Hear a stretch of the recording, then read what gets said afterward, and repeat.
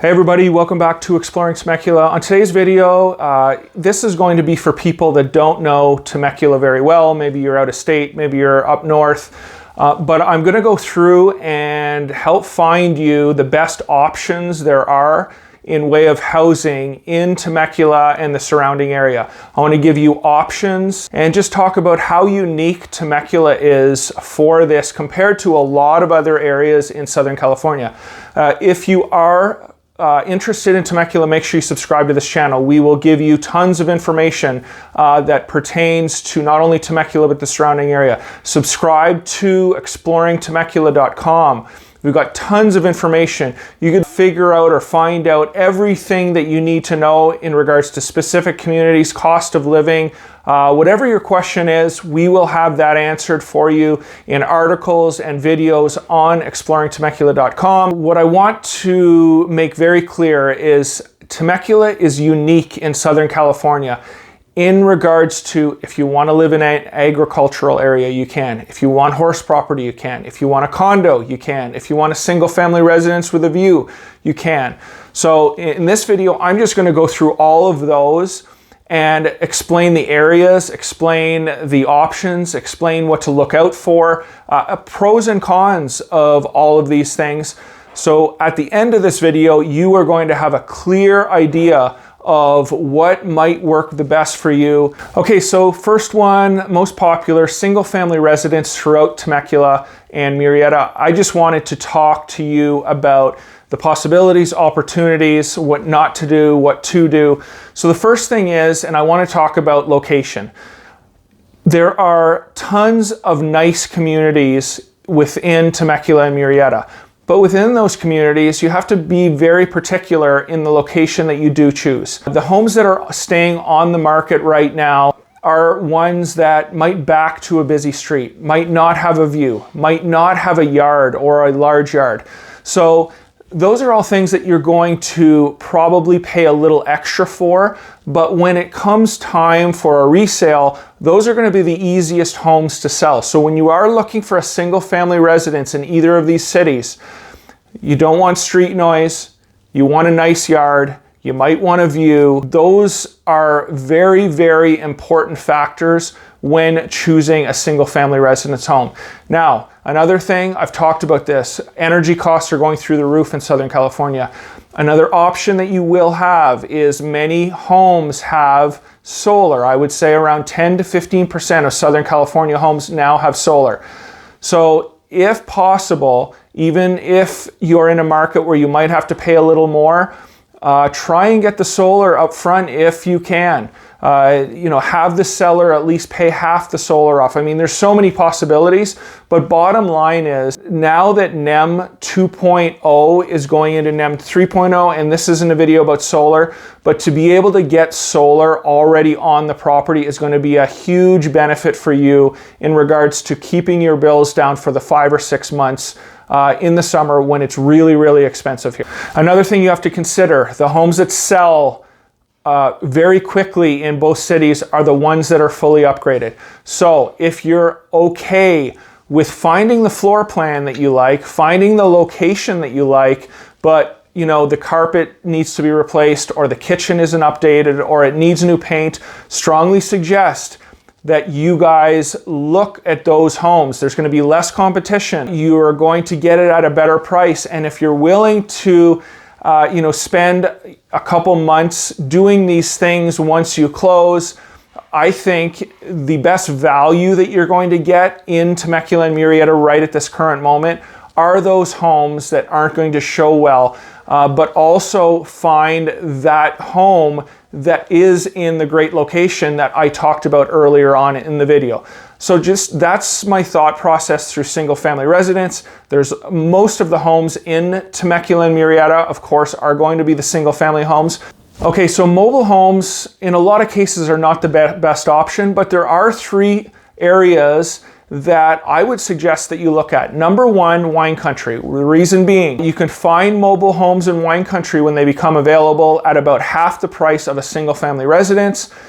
you can fix that mobile home up. You can look into building your dream home on that property as well, because usually it's on acreage, and maybe use the mobile as an Airbnb. That is just an option, and you need to check with Riverside County, of course, before you start doing this. But mobile homes in wine country are available, and it is definitely a viable option if that's an area that you want to look at that is going to be a little less expensive because it is a mobile. The next area is actually in, I think it's Wildomar, but it might be Murrieta. It's called The Farm. It's a huge community with an HOA, with amenities.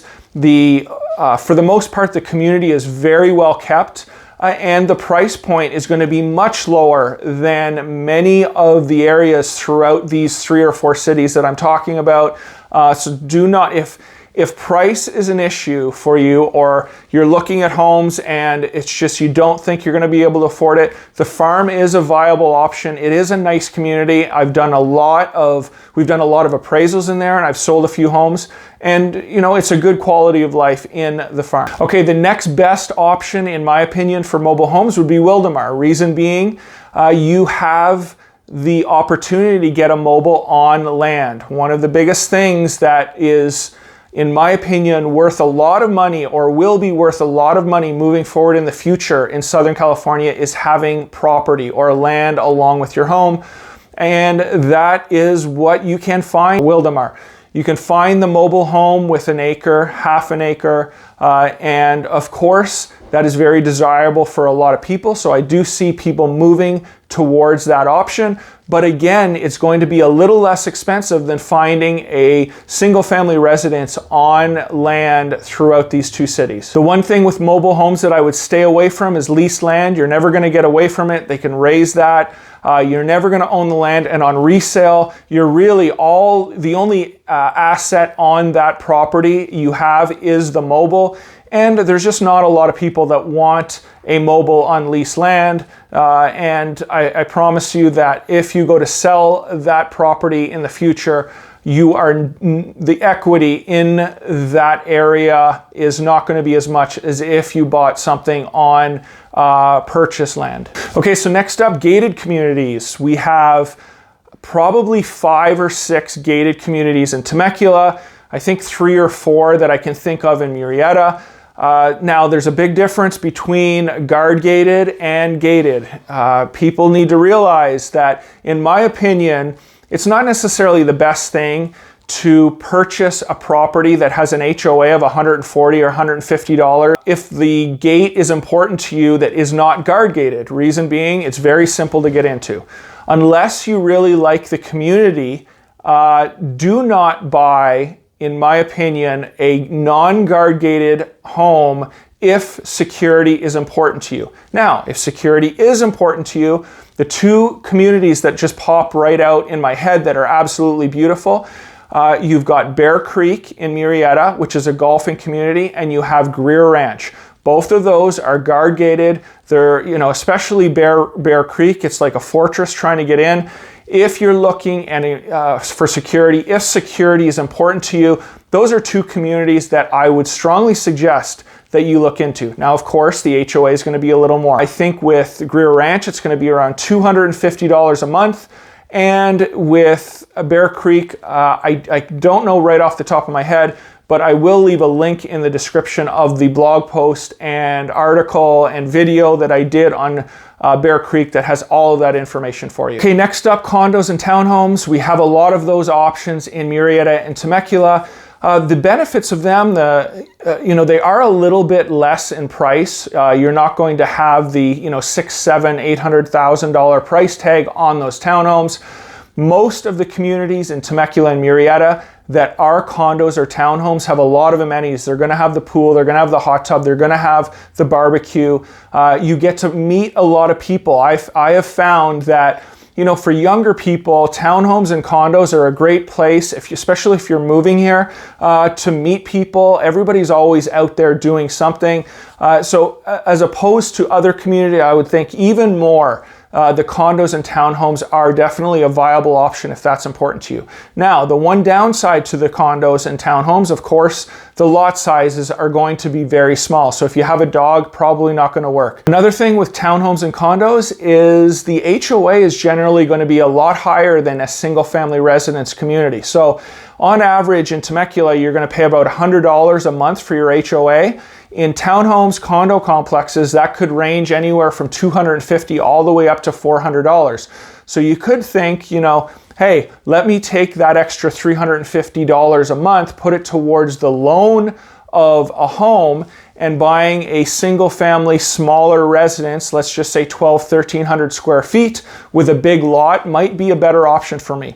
But I'm not here saying that townhomes and condos are not a good option. It's just really depends on what your needs are. Okay, so next up, agricultural properties. Again, the options and Temecula and Murrieta are very unique to this.